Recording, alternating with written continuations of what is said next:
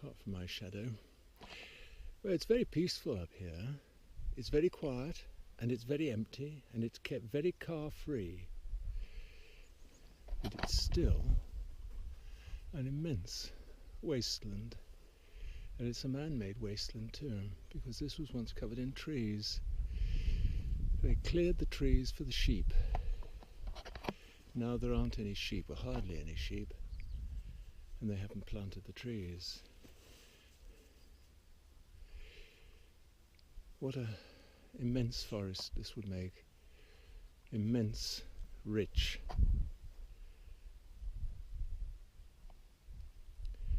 Trying to get out of the wind.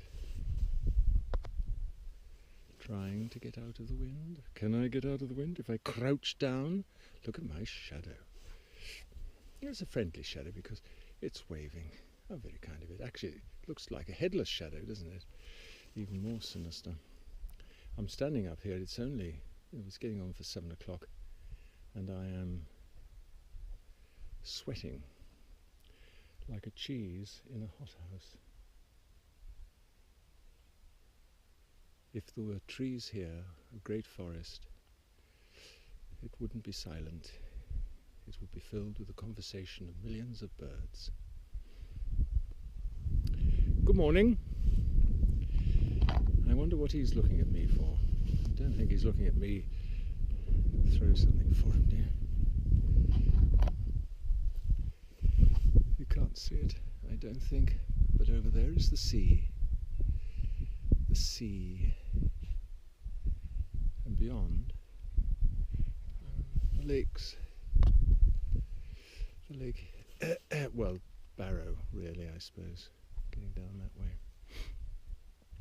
Grange over Sands and what have you. And we are looking down between Barbon Low Fell and Middleton Fell towards the Lune Valley. And while the Lune Valley is more prosperous and verdant and hospitable, it's also suburbanized. I can see it from here. I don't suppose the camera will show it up. Lots and lots, like somebody, large person, a giant person has been walking there, scattering litter. Lots of buildings. It is said, I have heard it said, that the government is planning to plant quick-growing trees and quick-growing grasses to soak up carbon. But they're not planning to plant the great forest. There's a lark. And what it means is that these are gestures and sops. They are not the act of will that is necessary to save our lives. Like the alcoholic, he can talk about what he's going to do to, cut down or not increase, but you know that he has not got the will to act, that he has in fact given up on life, and that he will die as a result of his inability to change the way he lives. He has chosen the way of death, and he has surrendered to it. After the window of opportunity, which comes to many alcoholics, in which he at last acknowledges to himself that he has a problem he can't deal with in the ordinary way, if he does not go on to the great act of will that is the rebirth of him, the window of opportunity of the knowledge that he's got this problem will fade away. And all those talking to him and all those listening to him will know that they're listening to a dead man talking. And so it is. There is no will, no sign of a real will to take the steps necessary to reverse global warming and save the life of this earth and all the species on it. Man has given himself up to death, and all he has that is flourishing now is evil, hate, rage, and an insatiable greed, the greed of a pimp to sell and make money, the greed of a glutton to stuff his void with something to comfort him. And if this shopping trip won't do it, well, tomorrow's shopping trip will. How swiftly man has arrived at his end. When I was young, there was a joke about old chaps with placards in the street, holding up the placards upon which was written, "Repent, repent, the end of the world is nigh." Now it's true. The end of the world is nigh. You cannot shake the foundations and the roof and the supporting walls of your house without it crashing down on you. Oh, look at this dog. Honestly, look at him. Patient and impatient. Go on then.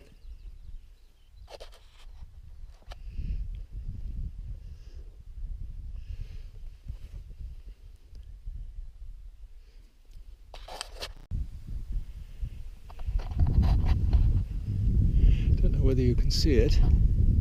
There's been a frost up here on the top of those mounds of little hummocks of, well, I don't know what they are, sort of moss, I suppose, of some sort. But really, you look, get a better glimpse of the sheer extent of the waste. Wasteland. Wasteland. And for 33 years we've been warned about the need to stop putting it out and start fixing it back in. Carbon, that is. That there should still be nothing here at all is a sign of despair.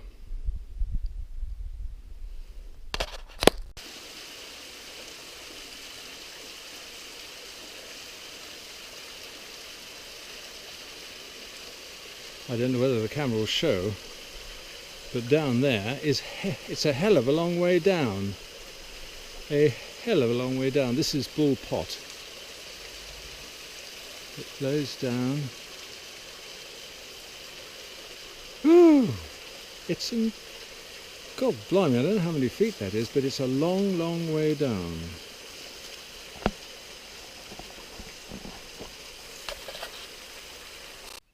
And that's the way we're going, down towards Leck.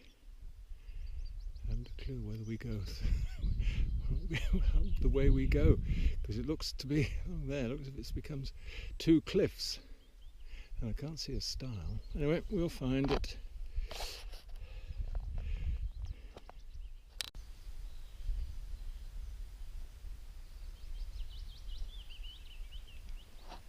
Out to the sunlight, into the shadow, but the camera adjusts, and into the gorge.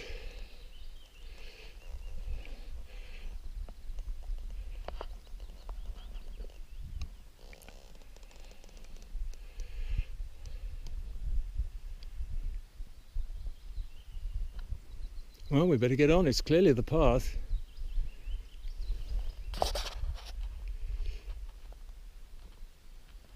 The trees that should be everywhere.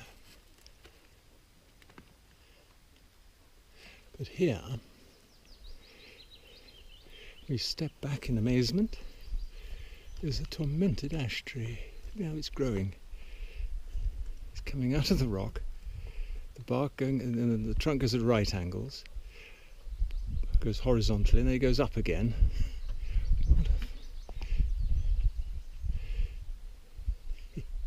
And I'm not sure where the path goes, so I have a horrid suspicion that it goes up the side. t'other side, crosses over and goes up the t'other side. Which way's the path, Bounce? Go find the way? I think it does. Blasted nuisance. More clambering.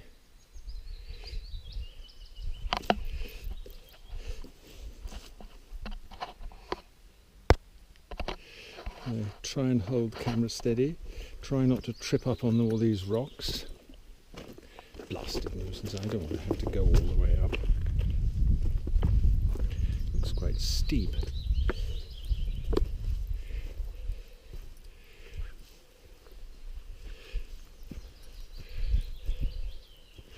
Impossible if it's full of water. It's a great gill, this, isn't it? There was a raven a moment ago, but of course I'd switched the camera off.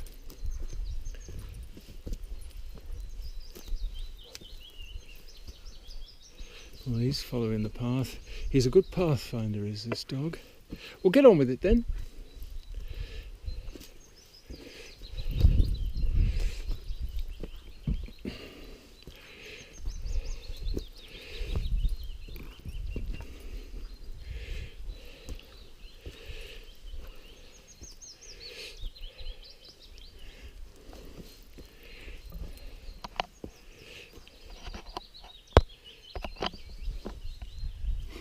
I do hope my heavy breathing, my wheezing, isn't too obvious.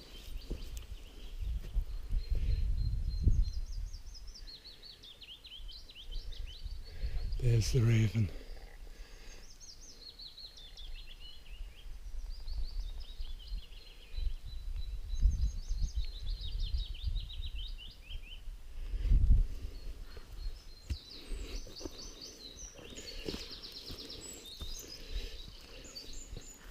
Oops, not going to tumbling down. Oh, well, they've gone that way. That's the path going along there, and this is the path going along here. Does it matter?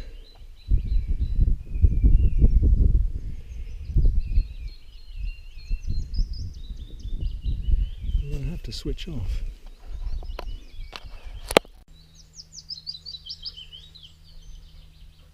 Tops of the trees. We are on a level almost, and you look down there, it's a long way down there. I don't want you going down there, now you be careful.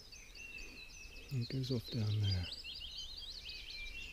And our track, there's a cave there, I don't know. And along here is our precipitous track. And up there somewhere is the raven. That's not a raven, that's a pheasant. We will proceed.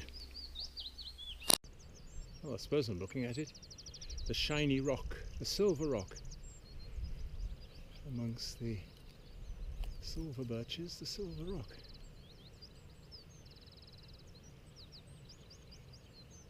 Well, I don't know because the sun is shining. Hello, shadow. Ominous shadow.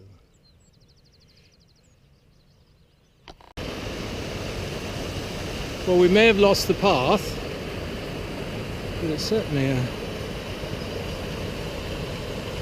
interesting way.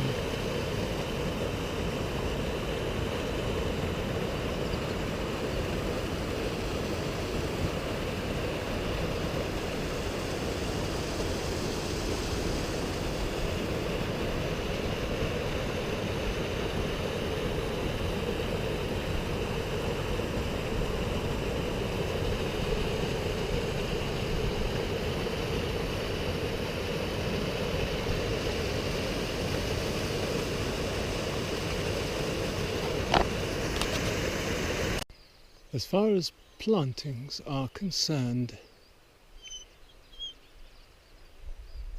there, the silver birch, that's how it should be. There, Christmas trees of a gigantic sort, that's how it shouldn't be. We swing around, Silver birch, how it should be. Christmas trees, how it shouldn't be. And over there, indeed, is how it should be. That's how it should be.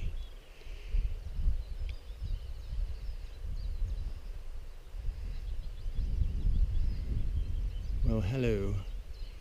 God blimey.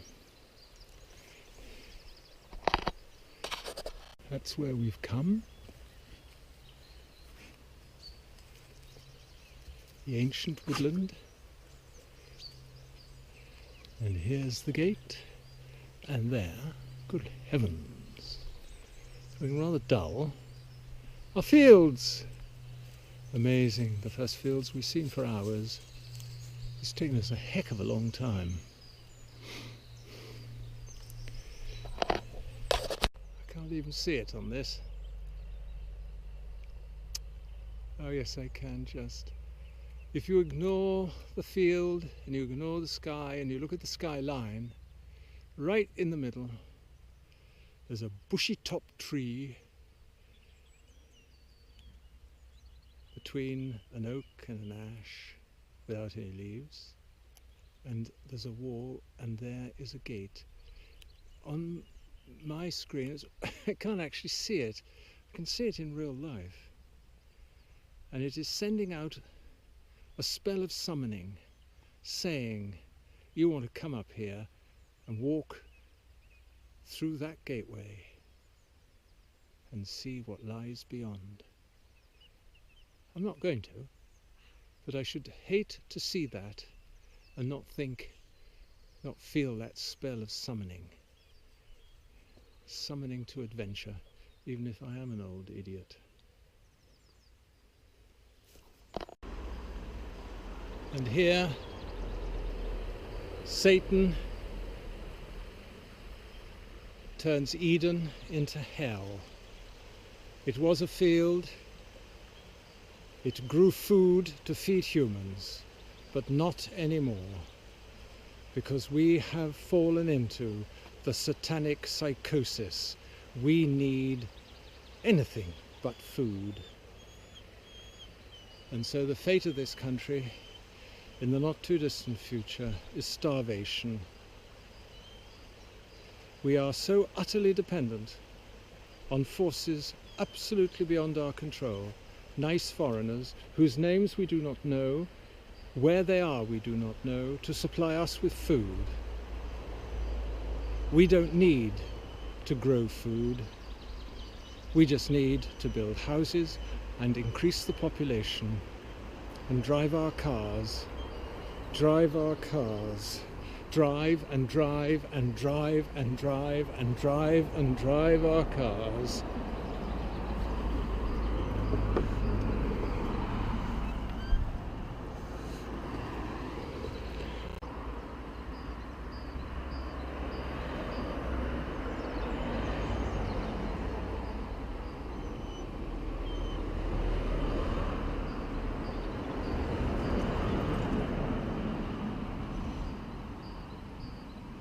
Hell is here. Hell is here.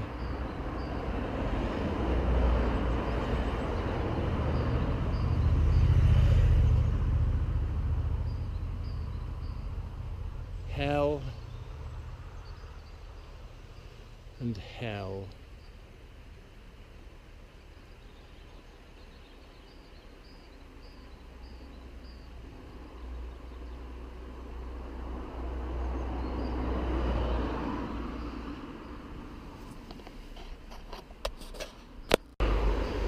Nothing is to be spared. Development opportunity. Satan speaks. 4 cottages for refurbishment and planning permission for 2 houses. The slum infilling of village and town until they are shoulder to shoulder, crushed and crowded. But nobody will notice, because they don't notice the slow slide down into an ever lower standard of living. And there's the road. And there's the new houses with their stone torn out of the earth at a quarry. What a hell this is. What a hell. Hell.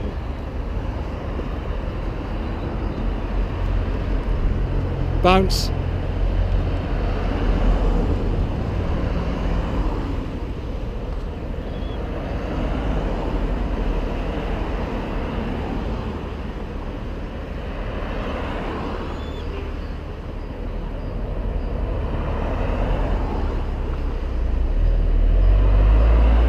Every one of these is an earth killer. Ceaselessly by day and by night, the earth killers go about their business.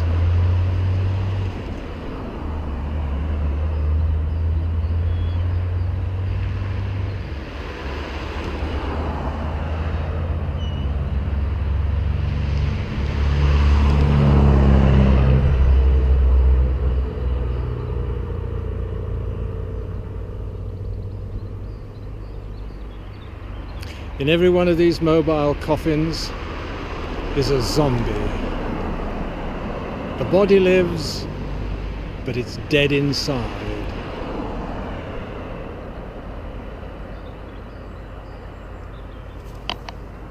Mad, because their destruction is guaranteed.